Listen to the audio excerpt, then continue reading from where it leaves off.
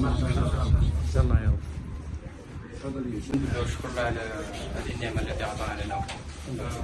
معكم نحصل على شهادة البكالوريا بمعدل 19.11. ما شاء الله. الأول على ولاية شلف. ما شاء الله. كان التوفيق لي كلهم. الاسم الكريم ديالك صحراء البحر ونص. كان التوفيق كلهم من طرف الله تعالى، والجولة بإعطاه لنا الوالدين وكذلك الأساتذة من الابتدائي إلى الثانوي. نشكر الكل على مساهمتهم في تحقيق هذا الإنجاز والحمد لله. سر النجاح العمل الجيد متواصل. ضيوف هو السيد مدير التربيه معك، واش تقول مدير التربيه هو معك؟ التلميذ وليد اكيد. نشكر مدير التربيه على توفير لنا هذه البيئه الجيده للدراسه والحمد لله. سيد المدير، نتيجة جدا مشرفة لولاية شلف، حيث حققت يعني نسبة لا مثيل لها 64.84.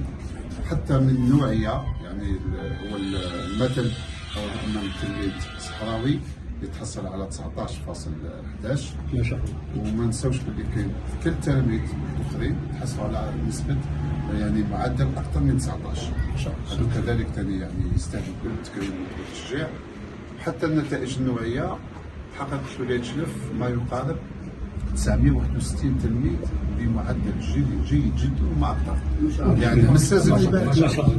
هذه النتائج يعني مبهره وتشرف يعني الولايه والتلاميذ. طبعا هذا بفضل الاساتذه، بفضل الاداريين، بفضل الجماعه التربويه بصفه عامه، يعني ابتداء من العمل المهني الذي يقف عند الباب، فهو كذلك له دور في تنشئه هذه البراعم وهذه التلاميذ ليتحصلوا على هذه النتائج. كل هذا تشجيع التلاميذ هذو حتى ان شاء الله توصل بلادنا الى الوسط ابنائنا، لان حنايا الجيل تاعنا راه كمل، بصح نتمناو من الاجيال هذه القادمه باش تمثل وتعطي صوره جديده لبلادنا وتعطينا اكثر تطور.